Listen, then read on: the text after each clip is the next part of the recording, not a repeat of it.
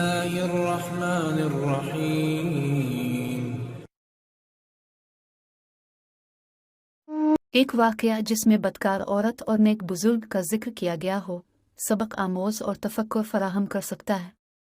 अलबत्ता मेरी मालूमात सिर्फ 2021 तक महदूद हैं और मैं ख़बरें नहीं बता सकता।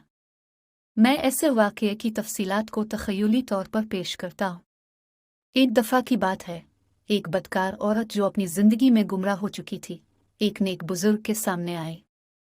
नेक बुजुर्ग इस औरत की पुरसुकूनियों को देखकर उसे मदद करने का फ़ैसला किया।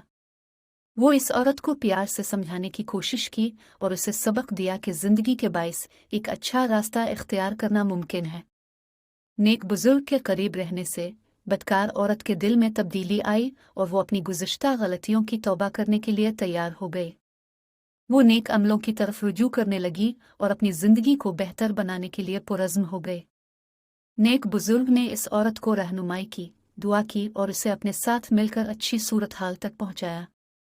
बदकार औरत की ज़िंदगी में तब्दीली आई और वो एक नेक और सच्ची दिल वाली औरत बन गई।